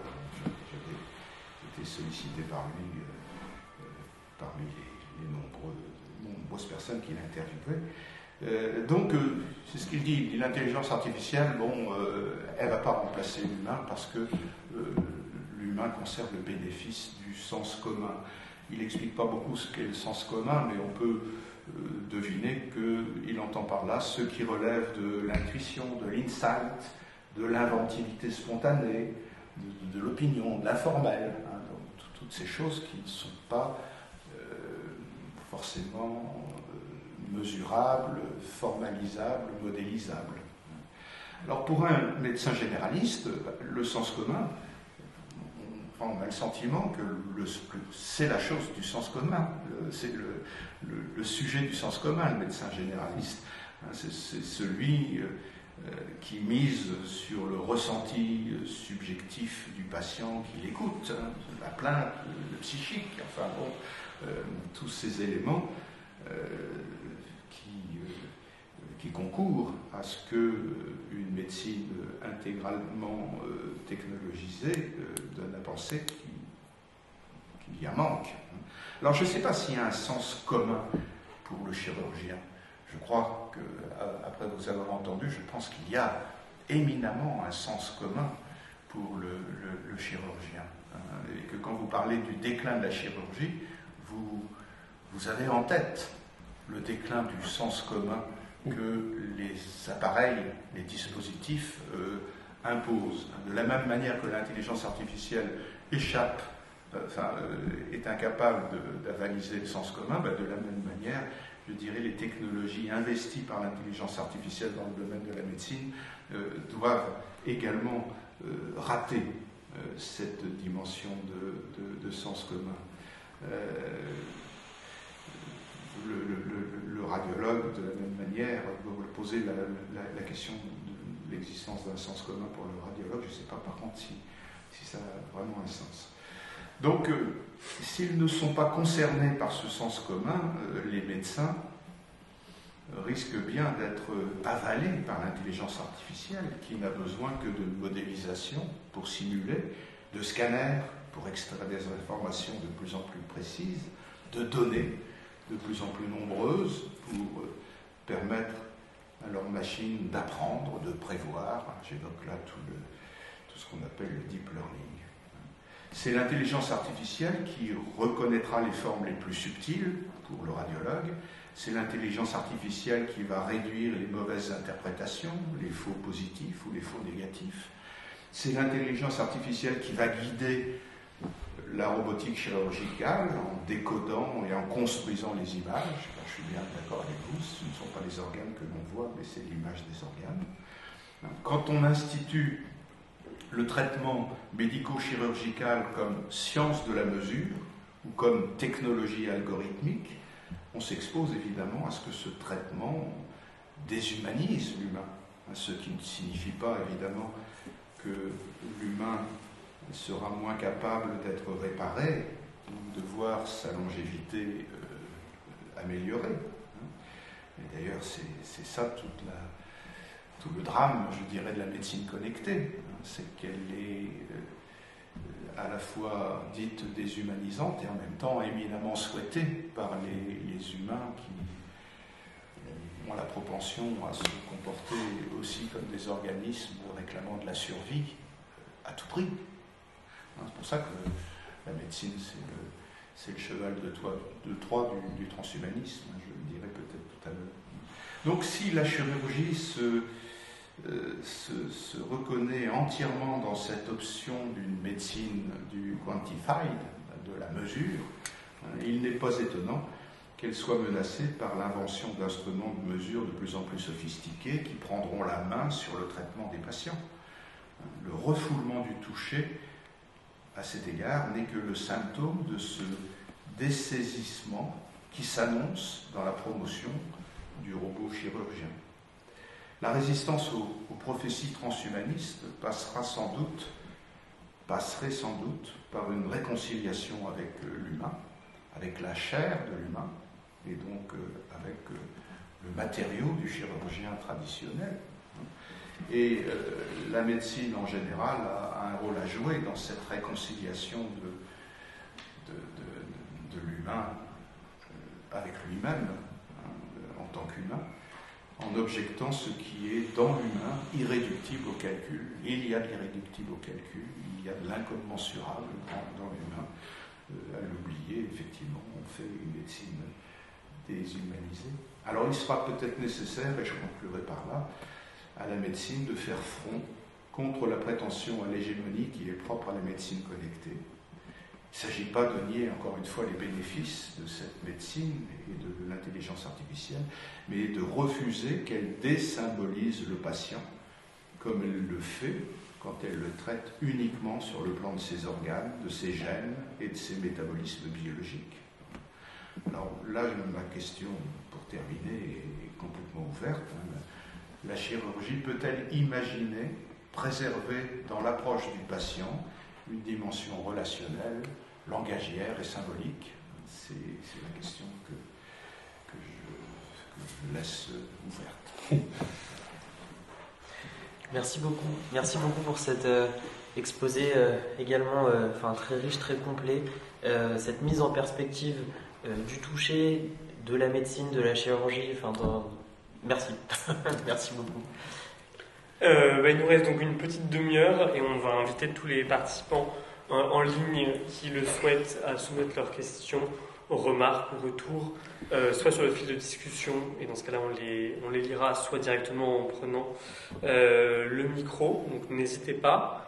Peut-être moi une petite question pour entamer le temps d'échange, une double question. Vous parliez de réconcilier l'humain avec l'humain. Est-ce que finalement, paradoxalement, la crise sanitaire n'a pas d'une certaine manière réconcilié, nous a réconcilié avec le toucher? Je pense à ce besoin physique, tactile qui s'est quand même beaucoup dit face à la fin des embrassades et à cette distanciation physique. Je pense aussi à toute la dénonciation qu'il y a eu, notamment des conditions d'accompagnement des personnes en fin de vie, mobilisation d'associations de famille, et l'une d'entre elles s'appelle « Tenir ma main ». Donc il y a un côté quand même ça dans le toucher, au sens propre, qui se joue. Donc voilà, c'était la première question. Et la deuxième qui était de se demander dans quelle mesure est-ce qu'on ne compartimente pas un peu beaucoup les différents sens, et ce que j'entends par là, c'est que finalement les pilotes de drones, les travaux en sociologie qui ont pu être faits là-dessus montrent qu'ils s'appuient beaucoup sur tout leur vécu antérieur du fait d'être pilote de chasse pour appréhender, lire l'image, et donc il y a finalement une combinaison et une réutilisation d'un vécu corporel plus synesthésique, tout comme le chirurgien qui au robot fait appel, j'imagine, à son vécu antérieur, entre autres du toucher, pour appréhender la chose. Voilà. Et donc, même un peu en pensant à toutes les recherches, que je ne connais pas du tout, mais sur la plasticité cérébrale, qui, j'imagine, tendent à montrer que les frontières sont moins cloisonnées qu'on ne le pense. Voilà, question sur cette segmentation des sens. Vous voulez qu'on engage la discussion? On engage la discussion. Non, mais j'ai compris que M. Beignet cherchait à me provoquer un tout petit peu sur l'histoire du sens commun. Moi, j'aime bien ça. Je dirais que le sens commun, c'est le sens partagé. Et que pour un partage de sens, alors je me place résolument dans la relation entre médecin malade ou chirurgien malade, peu importe. Il faut réhabiliter, mais dans un sens différent, certaines sensorialités. Par exemple, le toucher et l'audition. Je voudrais réhabiliter cela. Alors, pas au sens classique du terme, parce que vous avez bien compris quand même que ce que je vous livrais, c'était un témoignage, mais qu'il n'y avait dans mon discours aucune nostalgie, et que je ne suis pas un technophobe. Ça, il faut le savoir. Bon. Mais ce que je voudrais dire, c'est que si on prend l'exemple de l'examen clinique, qui a pratiquement disparu, j'ai toujours été surpris pendant mes études et ultérieurement que l'enquête clinique commençait par un interrogatoire du patient, c'est-à-dire comme un interrogatoire de police, c'est-à-dire que le patient avait le droit de dire oui ou non, et qu'il obtempérait, en définitive, il répondait aux questions du médecin. Or, je crois qu'on peut réhabiliter l'écoute, et vous y avez fait allusion en parlant de Heidegger, simplement par l'écoute du discours du patient. C'est-à-dire que moi, j'avais pour coutume, quand un patient venait en consultation, de le laisser parler, de ne pas lui poser de questions. Qu'est-ce qui vous amène ? Qu'est-ce qui vous amène ? Et alors là, on sent qu'il y a une espèce de libération. C'est presque une catharsis, hein, il y a un côté psychanalytique dans la relation. Là. Et déjà, ça va mieux parce que quand le malade peut se soulager, et je dois dire que cette écoute est tout à fait profitable dans la mesure où ceux qui ont une grande expertise clinique, simplement à l'écoute du malade, ils font le diagnostic. Pas la peine d'avoir recours à des imageries très, très sophistiquées. Par contre, moi, je vois beaucoup de jeunes actuellement qui sont séparés du patient par le bureau, ce qui est une très mauvaise chose parce qu'il y a une mise à distance, et qui restent les yeux plantés sur l'ordinateur en train de noter une réponse aux questions. Ça, c'est diabolique, ça. Alors, réhabiliter l'audition sous la forme de l'écoute pour la substituer à l'interrogatoire, entre guillemets, qui n'existe plus dans les questions, mais ça a existé pendant très longtemps. Bon. Deuxièmement, autre sens à réhabiliter, je crois que c'est le toucher. Alors, lequel ? Je dirais le tact que je qualifierais d'empathique.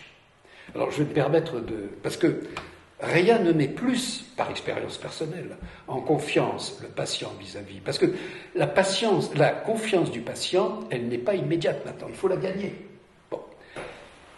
Ça, vous êtes assis, vous êtes un patient, vous me racontez votre histoire, et je mets simplement ma main sur le bras. Et ça, c'est du sens partagé.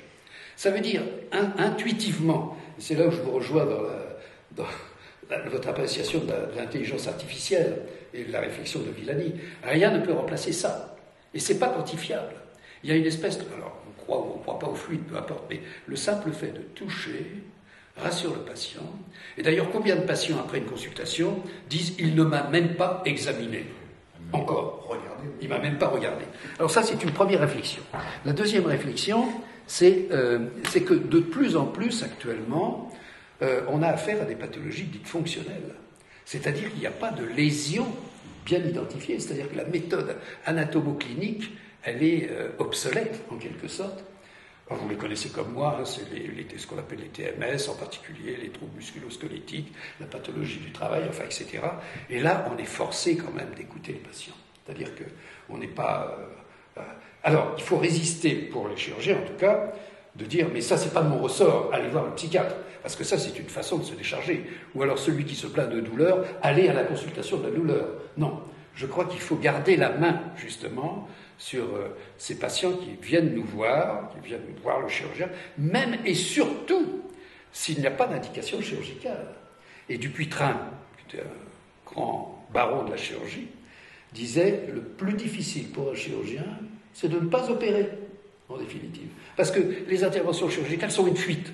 Et moi, je conçois la technologisation un peu comme une fuite. Enfin, je la vois un peu comme une fuite. Alors, je voudrais dire un tout petit peu aussi, c'est que l'intelligence artificielle, elle dépend en grande partie de l'injection des données, quand même. C'est-à-dire que c'est l'humain qui injecte les données. Or, il y a quand même un aphorisme anglais qui dit « garbage in, garbage out ».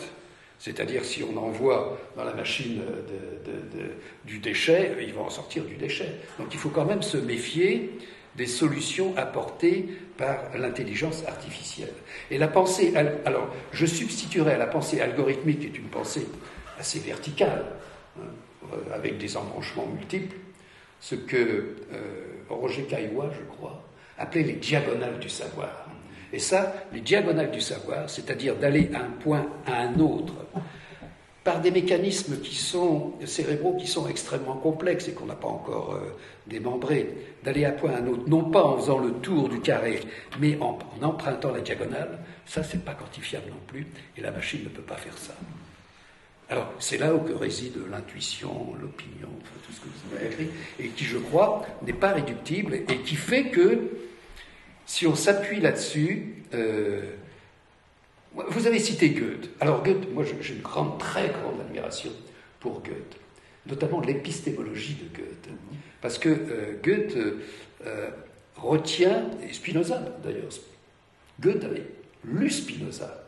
Et dans Spinoza, il faut lire Spinoza qui revient à la mode actuellement, qui distingue 3 modes d'accès à la connaissance. Il y a le mode des sens, alors, dont on a vu ce qu'il fallait en penser. Connaissance du premier genre. Oui, connaissance du premier genre. La connaissance du second genre, qui est la connaissance rationnelle, disons déductive ou inductive, enfin peu importe, hein, formuler une hypothèse, enfin, etc. Et puis il y a un 3e type de connaissance, qui est la connaissance intuitive, la raison intuitive.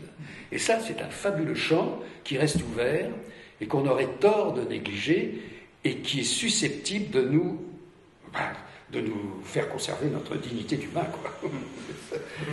Et à l'évidence, l'intelligence artificielle n'aura pas accès à ça. Je crois qu'il y a une impasse, là. Il y a une impasse, sinon une aporie. Ouais. Voilà ce que Moi, je suis d'accord avec vous pour dire, non, je ne vais pas vous faire de provocation. Hein. Non, je savais. Mais vous avez raison de définir le sens commun comme sens partagé. Chez Kant, c'est ce qu'il appelle le sensus communis. Oui, sensus communis. Mais il y a aussi une acception du sens commun comme effectivement intuition informelle, enfin, etc. C'est pas. Mais là, je réponds aux deux questions que vous posiez. Vous demandiez si on n'avait pas trop tendance à fractionner les sens, à les rendre hermétiques. Et M. Basquelet a bien répondu qu'il fallait les prendre en synergie, qu'il était trop abstrait de vouloir les isoler. En réalité, il y a un 6e sens que Michel Serres a décrit très bien dans son livre Les 5 sens. Le 6e sens, c'est le sens intime, c'est ce qu'il appelle le sens intime. C'est le sens de la proprioception. C'est ce sentiment qui vous fait être ce que vous êtes, ce sentiment qui fait votre singularité et qui articule évidemment les 5 sens. Donc ce 6e sens, il est fédérateur des 5 premiers et il n'est pas susceptible. Si on l'oublie, effectivement, on peut atomiser les 5 sens. Mais si on ne l'oublie pas et si on perçoit la sensorialité depuis ce 6e sens, à ce moment-là, on est obligé effectivement de les envisager dans leur dynamique. Donc je suis parfaitement d'accord. Et ce que vous avez dit sur l'écoute, qui est accompagnée du toucher et de la vision, enfin on a bien vu que dans la pratique, ce que vous avez manifesté en prenant le bras de Nicolas, le prouve bien. Alors concernant l'écoute, en vous entendant vous faire l'avocat de l'écoute, je disais qu'à un moment donné, vous avez dit on écoute, on pose des questions en interrogatoire, mais l'interrogatoire, c'est des questions fermées. Le formulaire, l'algorithme marche très bien. Vous, ce que vous entendez par écoute, c'est quasiment l'attention flottante des psychanalystes. Mais alors, vous vous rendez compte, avec la médecine institutionnelle qu'on nous fait aujourd'hui, avec le paiement à l'acte des patients, vous voyez, capable d'accorder le temps à cette attention flottante. Alors, contrairement à ce qu'on croit, excusez-moi, contrairement à ce qu'on croit, ça ne demande pas de temps. Ça demande peut-être de la durée, il y a une charge émotionnelle là-dedans, c'est-à-dire que quand on a un petit peu l'habitude, ça ne demande pas plus de temps que de rester derrière son ordinateur en train de taper sur les touches. Non, l'attention flottante, c'est une bonne définition. C'est une nature propre. Je dis, c'est même pas une seconde nature, c'est comme ça. On est tout le temps sur le qui-vive, tout le temps en état d'attention. Attention au malade, attention à ce qu'on fait, attention à ça. Le maître mot actuellement, c'est l'attention. D'ailleurs, on le voit très bien parce qu'il y a une diversion incroyable de l'attention, oui, la guerre de l'attention, le zapping, enfin, etc. On voit très bien que ce qui manque aux jeunes actuellement, c'est justement l'attention. D'ailleurs, les cours, vous avez l'expérience, j'en ai l'expérience. Autrefois, le moindre cours durait 2 heures à l'université. Attends, ça ne peut pas durer plus de 40 minutes.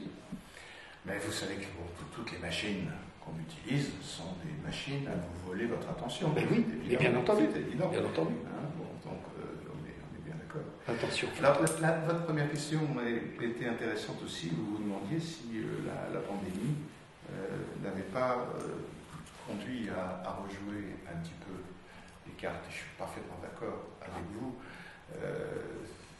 Moi, j'ai un peu jubilé avec la pandémie par rapport aux prophéties des technoprophètes du transhumanisme qui nous bassinaient avec la prochaine immortalité qui nous était promise,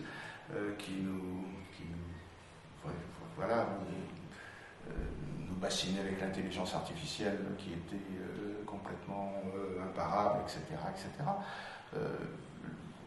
On était dans un contexte où, effectivement, l'humain a abdiqué ses prérogatives d'humain pour s'engouffrer dans l'humain augmenté, le cyborg, etc. Alors là, pour le coup, la pandémie, ça a été un arrêt. Là, on s'est rendu compte qu'on était loin d'être immortel, qu'on n'avait jamais été plus fragile. On a découvert que la technologisation de la médecine ne nous donnait pas les clés pour réagir à cette pandémie. On a découvert évidemment qu'on était loin d'être les rois de la création, puisque un tout petit Covid transmis par une toute petite chauve-souris était en train de nous mettre à genoux. Donc, de ce point de vue-là, il y a eu beaucoup de désillusions, mais des désillusions très profitables à la cause de l'humain. Et c'est la raison pour laquelle, effectivement, on a réclamé par-delà les injonctions à la distanciation, on a réclamé du toucher, on a réclamé l'affection, on a réclamé de la parole, on a réclamé tout ce que on nous prédisait comme obsolète. C'était incroyable, incroyable. Oui. Et on a été conduit à se poser les vraies questions philosophiques. La survie et la liberté peuvent-elles rentrer en contradiction? On pouvait faire vraiment le détail. Bon, alors reste que, d'une part, on n'est pas sorti la Covid, et puis il y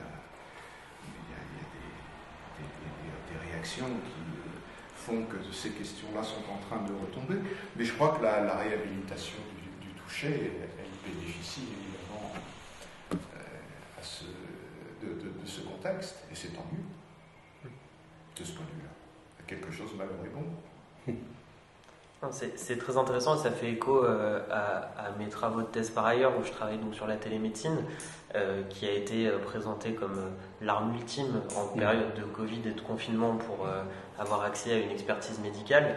Et donc effectivement, les courbes, quand on regarde sur mon hôpital, les courbes ont explosé de téléconsultation. Et puis, dès que le département des consultations externes, donc les consultations classiques avec les médecins et les chirurgiens repris, ça s'est effondré comme...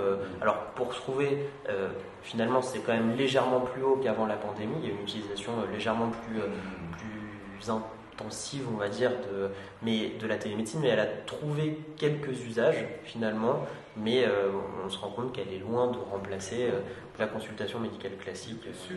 Voilà. Et que dès qu'il y a eu la possibilité de recommencer, les gens sont revenus, et puis les médecins étaient contents aussi de retrouver. C'est parce que aussi on a retrouvé un sens de la durée, et on veut bien accepter de séjourner dans une salle d'attente, pourvu qu'il y ait des humains, adopter ce rythme qu'on veut nous refuser, avec l'apologie de la vitesse qu'emportent toutes les technologies.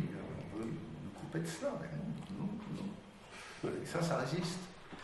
Durée au sens où l'entendait Bergson, c'est-à-dire la vie intérieure, la redécouverte de la vie intérieure, dont nous éloigne l'intelligence artificielle. Mais on n'a pas laissé la parole aux participants. Là. Et du coup, n'hésitez pas, si quelqu'un a une question, vous pouvez allumer votre micro, éventuellement la caméra si vous êtes équipé, c'est toujours plus sympa. Il y a eu quelques remerciements sur le fil de discussion. Et il y a... Allez-y, je vous en prie. Pascal. C'est moi? Oui, bonsoir. Super. Je suis désolé, j'ai fini trop tard, donc j'ai pas pu écouter, j'ai joint un petit peu au milieu. Moi, je suis chirurgien digestif. J'ai beaucoup apprécié que vous citiez Paul Valéry et son discours aux chirurgiens, mais je me permets de ne pas être tout à fait d'accord. La chirurgie n'est pas une activité manuelle. Vous avez cité la main qui pense de Faustillon également.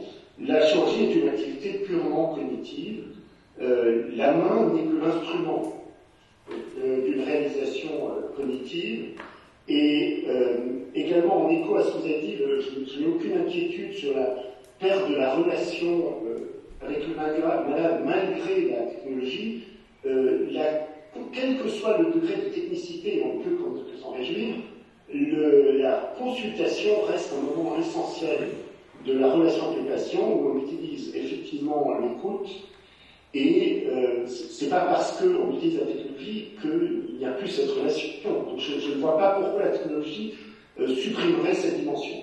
Au contraire même, là, je dirais presque, à défaut d'être entièrement réalisée, l'intervention est entièrement conceptualisée quand le patient quitte la consultation. Écoutez, merci, je me réjouis, mais j'essaie de faire la part des choses. Est-ce que ce que vous dites là est de l'ordre du devoir-être ou est-ce que ça existe ça? Je sais pas, moi je sors de 3 consultations en ophtalmologie. Et catastrophique. Et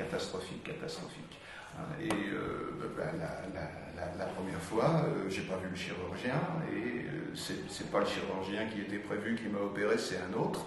Je l'ai appris presque par la bande. Donc on a tous des expériences évidemment particulières, et donc il ne faut pas forcément généraliser, mais j'ai pas vraiment le sentiment que la dimension de consultation soit vraiment importante avec le chirurgien. Je me demande si l'anesthésiste n'est pas davantage en dialogue avec le patient. Non, mais vous voyez... Le maître d'œuvre est vraiment le chirurgien. Alors moi, je ne veux pas faire un plaidoyer pour 2 mots. Oui. Je vois ma pratique... C'est au chirurgien de décider ce qu'on opère, je ne repose pas sur l'anesthésiste pour récuser une intervention, et l'anesthésiste vient en complément pour sa part. Mais c'est ma pratique quotidienne. Ouais. Alors vous êtes peut-être très mal tourné, alors comme dans toutes les professions, il y a des bons, des très bons et des très bons, des vraiment moins bons, mais cette dimension n'est pas supprimée. Alors je voulais dire également un petit mot, si vous me le permettez, de façon technique, puisqu'une de vos inquiétudes, c'est que la technologisation et la perte du toucher dans le geste. Alors d'abord, en tout cas dans ma spécialité de la chirurgie digestive, il n'y a pas de véritable robot. Pour l'instant, les robots ne sont que des télémanipulateurs. On est loin du robot qui opérait comme dans 5e élément. Vous mettez des données informatiques sur un disque dans la machine et elle se met à opérer toute seule. Ça n'existe pas encore. Et l'anatomie humaine et la complexité des pathologies fait que pour le moment, il n'y a aucune intelligence artificielle qui est capable d'opérer, me semble-t-il, à part quelques modélisations assez simples. Et d'autre part, moi je pratique presque exclusivement la laparoscopie, c'est-à-dire que c'était un changement conceptuel qui était assez intéressant, parce qu'on partait de regarder comme un artisan faire ses mains, on regarde un écran vidéo, et ce qui se passe à l'écran, c'est ce qu'on est en train de faire sans plus voir ce que font ses mains.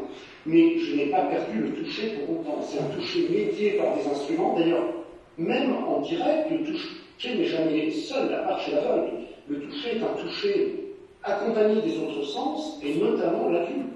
Et donc, depuis la pratique de la laparoscopie, comme on le fait en digestif depuis très longtemps, fait que j'ai tout à fait, malgré le fait que je ne touche plus les instruments, on a perdu le contact humide de la tube chaude, par exemple, parce qu'on travaille, c'est comme si le bloc était à l'intérieur du ventre. Mais on a le toucher. Le toucher n'est pas aboli. Au contraire, il est magnifié même, quasiment.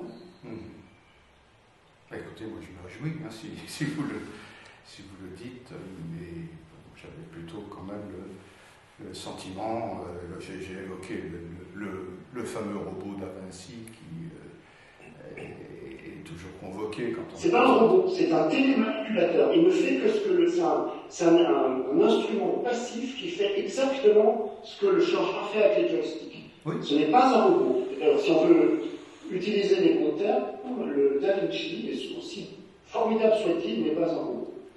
Alors vous définissez le robot comment? Parce qu'un robot, c'est un dispositif en général autonome, capable de... Mais le Da Vinci n'est pas autonome. Il y a une console et il exécute exactement les gestes que lui imprime un être humain par les bras de manipulation. Je suis d'accord avec vous. Donc, stricto sensu, ce n'est pas un robot. Oui, je peux me permettre d'intervenir sur ce que vous disiez, effectivement. Oui, Non, mais je pense qu'il y a eu beaucoup de progrès qui a été fait sur ce qu'on appelle le rendu de pression, qui fait retour haptique. Le retour haptique.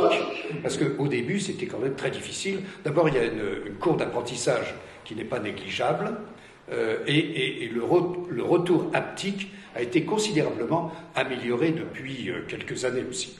Je crois que ça participe effectivement au maintien du toucher, mais c'est un autre toucher qui est médiatisé par l'instrument. C'est du même ordre que la simulation. C'est de la simulation. Oui. De la même manière qu'on simule la voix humaine dans les agents conversationnels, on simule le geste. Alors, je voudrais poser une question aux collègues de chirurgie digestive, là. Est-ce que vous n'avez pas l'impression, parce que vous avez parlé d'intervention, si je me rappelle bien, conceptualisée avant même que l'intervention soit faite, c'est bien ça? Oui. Alors, est-ce que vous n'avez pas l'impression quand même que pour certaines interventions, notamment en traumatologie, je ne sais pas si vous faites encore de la traumatologie, mais moi je fais toujours de la traumatologie de l'appareil locomoteur. Alors évidemment, on a un grand cadre de pensée, mais je dois dire que dans certains cas, l'opération se fait ou se conceptualise au fur et à mesure de son déroulement. Ce qui fait que c'est là où on peut dire que la chirurgie est un art, parce que ça implique une certaine dose de créativité immédiate. C'est-à-dire qu'il faut se sortir de certaines situations qui ne sont pas forcément des impasses, mais on progresse petit à petit. Ça, c'est surtout vrai en traumatologie. Est-ce que vous avez la même impression en chirurgie digestive, mais en chirurgie digestive programmée? Je ne crois pas. Voilà. Alors, je suis assez d'accord. Bon, j'ai fait beaucoup de traumatologie dans le temps abdominal, mais je n'en fais plus. Je suis assez d'accord avec vous, mais c'est vrai que, alors là, pour le coup, les progrès de l'imagerie moderne, des scanners, des IRM, fait qu'on a quasiment des coupes anatomiques millimétrées. Et alors, moi, j'ai beaucoup de cancérologie, colorectale, pancréas, tout ça. C'est vrai que on a quand même, on a de moins en moins de mauvaises découvertes ou de choses qu'on découvre à l'intervention. On a quand même, quand je dis, j'exagère forcément un petit peu, mais quand l'intervention est conceptualisée, c'est vrai qu'en voyant le malade, on sait exactement à peu près ce qu'on va faire. Il y a des patients qui sont plus difficiles que sur l'écran et vice versa. Et sinon, effectivement, le fait même d'opérer, tout ce qu'on fait, enfin moi je vois comment je fonctionne, c'est que chaque geste, on est en train de calculer en permanence, si je fais ça, ça fera ça, si je fais ça, donc on est en train d'emmagasiner l'anatomie, on suit l'anatomie, on est devenu beaucoup plus anatomiste qu'on l'était. L'intérêt, alors, le fait d'opérer sur un écran et en laparoscopie, pour que ce soit bien, il faut que ce soit parfait. On a mis la barre plus haut qu'en chirurgie ouverte, parce qu'il ne faut pas que ça saigne, le rouge absorbe la lumière, il faut que l'image soit parfaite. C'est presque une recherche esthétique, on est à la recherche de l'opération parfaite. Et donc, on a mis la barre plus haut, il y a une plus haute technicité, et on est beaucoup plus anatomiste qu'on l'était. Mais c'est vrai quand même que les progrès d'imagerie fait qu'on a très très peu de mauvaises surprises. Mais c'est vrai aussi que malgré que tout soit conceptualisé, en tout cas les grandes lignes de l'intervention, les choses, on découvre aussi au fur et à mesure, et c'est en permanence qu'on modifie ce qu'on est en train de faire. Mais ça, il n'y a pas de robot qui le fait pour l'instant. Alors, je suis d'accord avec vous, et je prendrai simplement un exemple. Vous avez beaucoup parlé de l'anatomie, c'est-à-dire la possibilité, quand on la découvre, de tirer profit d'une variation anatomique qui n'appartient qu'au patient qu'on est en train d'opérer et qui n'a jamais été mise en évidence auparavant. Et ça, là, il y a un travail de créativité indispensable. Parce que vous avez affaire à une singularité. La singularité, voilà. Bien sûr. Donc, Alors pas au sens des transhumanistes. Hein, là, Non, pas du tout. Au sens de l'irremplaçabilité. oui, l'irremplaçabilité. Ouais. Est-ce qu'il y a une dernière question ou remarque avant qu'on se quitte? Sachant qu'il est 20h tout pile. On aurait pu continuer encore. Ah. Non, c'est passionnant. Eh bien, s'il n'y en a pas, merci beaucoup à toutes et tous de vous être connectés ce soir. Merci, professeur Beignet et professeur Masquelet, de vos interventions. Et donc, on se retrouvera le mercredi 13 avril sur ce même créneau de 18h à 20h pour la prochaine séance du séminaire qui investiguera justement toute cette dimension psychique du soin chirurgical. On parlera des questions d'objectivation du patient, on parlera des questions d'homéostasie émotionnelle au bloc opératoire et on sera pour ce faire avec le docteur Philippe Nuss qui est psychiatre à l'hôpital Saint-Antoine et avec le professeur Alain Sauté qui est chef du service de chirurgie viscérale dans ce même hôpital. Non, orthopédique. Orthopédique, Je pardon. connais bien. Pardon, oui, en plus. N'importe quoi. Écoutez, très bonne soirée et au 13 avril. Merci. Au revoir. Merci. Merci.